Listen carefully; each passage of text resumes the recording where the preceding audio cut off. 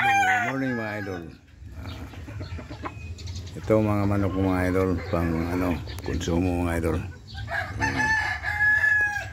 Yan. Kanyan mga idol, para pang ulam lang. Ganito ako kuan mga idol. Mag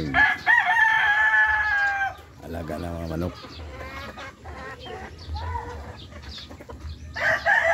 Araw-araw mga idol ginagawa ko ito para sa future ko mga idol, para sa mga apo ko. Ito mga idol, hindi ito pang sabong, pang ulam lang ito, mga Rhode Island to. Kasi mga idol, tinalian ko ito mga idol, kasi kung hindi mo sila talian, maglaban yan hanggang mamatay. Kasi medyo matapang na yan, kasi matanda-tanda na eh.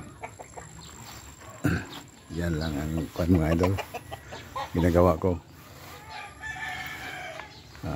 Kasi hilig ako sa bata ako, hilig ako sa mga ganyang kuan, mag-alaga ng mga manok. At saka kahit anong kuan mga idol, nagtanim po ako mga kuan mga idol, katulad dito yung tawag nila na mantiyong, bantaliyong, mantiyong. Ito, upo ba ito mga idol siguro sa Tagalog. Basta ito, nag-harvest na ko sa tanim na ito mga idol. Kahit anong mga kuan ko, makita ko na pwedeng magamit natin sa bahay na konsumo, tanim ko yan. Daming bunga oh. Nag-harvest na ko ito sa isang linggo, sa isang linggo mga 10 kilos na binta ko sa palengke na lang yan, mura lang, 400 pesos. Pero okay na lang yan. Hindi ko naman iniisip yan na hanap buhay yan, pang lang yan, konsumo. Pero hindi naman maubos sa pag kainin mo lahat, ibinta mo. Ito naman ako mga idol. Yan, binitawan ko lang yung mga manok.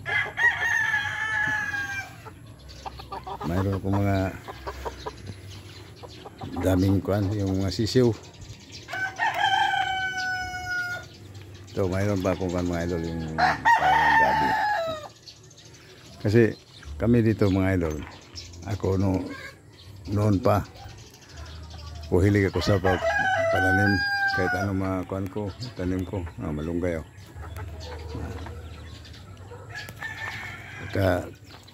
Hindi natin isipin na kasi matanda na tayo, hindi na tayo magtanim, baka hindi na tayo makaabot. Hindi naman sa ganyan, kasi yung magtanim tayo ng kuan, hindi naman natin inisip na tayo pa kakahit dyan, tayo pa maani. Ang ating mga apo, mga anak, yan maisipin nyo mga idol. To tinanim ko ito, kuan ako 65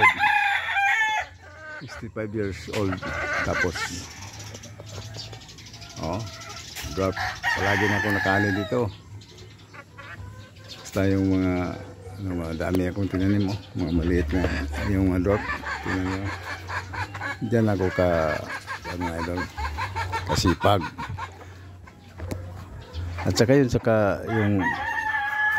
sa kabila, mayroon din ako mga alaga na mga kambing. Hindi ba nakita naman niyo sa video na yung vlog ko, palagi nag-vlog ako ng kambing. Nakita niyo yung mga kambing ko dyan. Doon yan sa kabilang area sa lupa namin. Saka yung mga tinanim namin, mga ampalaya, mga pepino, doon yan sa kabila, sa lupa sa misis ko. Yan lang kami kasipag. Kasi inisip ko, kung palagi lang tayo makaupo, maghintay tayo kung kailan kita kunin ng Lord, wala tayong mahintay ng grasya. Kahit kunti lang, basta kung makita kayo ng mga sidling ng yung matalong kahit ano, itanim mo sa lupa. Basta mabaon na yan sa lupa. Kung bigyan ng diligan mo kunti, hindi mo lang maisip na, uy, malaki na pala. Ganyan lang. Yung mga saging, hilig ako dyan. Noon pa ako, yung bata pa ako, kasi yung mga magulang ko, ganyan lang ginagawa nila, hilig sa pag-alaga ng mga hayop. At magtanim ng kahit anong itanim, basta ano lang, sa Bisaya pa yan, mapuslan. Yan, ginagawa ko. Kung punta ko sa anak ko dun sa kabilang bahay, mayroon akong mga tinanim doon, yung mga alaga kong kambing doon. Yan ang hindi naman magyayabang, sabi baka makaano kayo, sobrang bait ito si Jupax. Hindi naman. Hindi ako masyadong mabait. Hindi ako masipag. Ano lang yan. Pero maganda yung ganyan tayo. Wala tayong ginagawa na masama. Tapos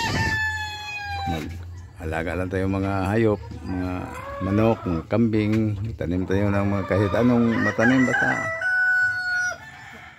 talong, kahit anong, basta maisip lang natin kung maganda yan sa may mahintay tayo. Hindi naman ako nag-ano sa inyo, sa pinipilit kayo na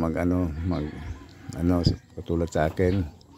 Ano lang yung ano ko lang yung nasa isip ko, saka yung ginagawa ko, i-share ko lang sa inyo. Baka yan baka kuhan kayo sa akin kunti, makasabi kayo ay totoo pala yung ginagawa ni Jupax. Okay lang yun, basta kuhan lang, tiyaga lang tayo. Katulad ng mag-vlog tayo, tiyaga lang tayo.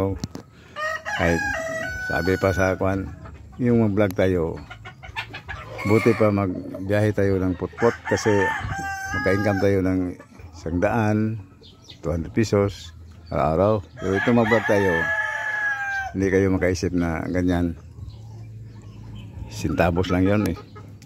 Pero ang pinaka-labis yan, ako nag-vlog ako, hindi naman ako nag-isip na makapira ako, malaki pira, ganyan, sahod ako. Naisip ko lang, enjoy ko lang yung buhay ko, ang natira kong buhay dito sa lupa, dito sa mundo. Kasi alam ko naman na ilang taon na lang ako dito sa mundo na buhay. Kasi alam natin na basta magkataas ang edad mo, ang buhay mo, kunti na lang ang bilang. Huwag kayo magsabi na, baka magsabi kayo, matanda na si Jupax, pero nag-vlog. Wala naman yan, hindi naman naghabol ako sa sahod. Pero kung bigyan mo akong sahod, sobrang happy ako. Happy. Salamat ako kay Mita kung bigyan ako ng sahod. Okay lang yun kung hindi pa siya nagbigay ng sahod sa akin. Ganito lang gawin ko. Vlog, happy. Ganyan.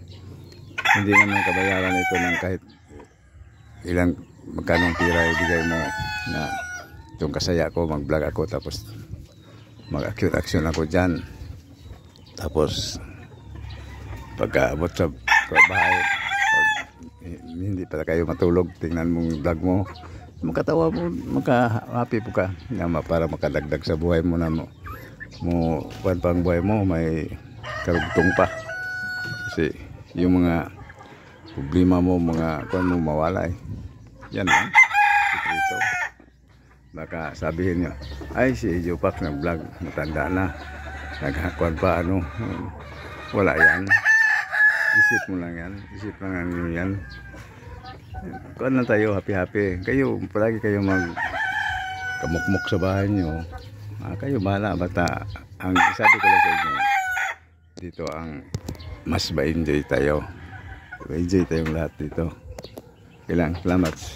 Shout out pala ako sa mga sila si Enrique Grapia dyan, yung pare ko Gudoy, si Bare,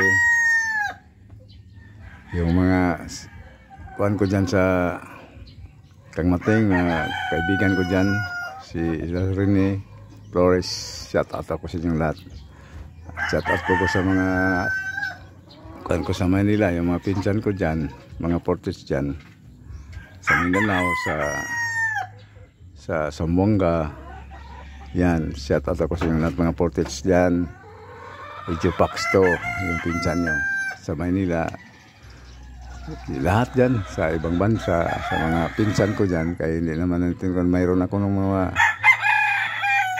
ibang kunting mga kung sa ibang bansa, mga pinsan ko, mga kapatid ko na dyan po ng iba. Salamat sa inyong lahat. At sa Valencia, si Ranran Tisio, shout out ako sa inyo. Tagal na tayo hindi nakita. Salamat. Happy Easter Sunday.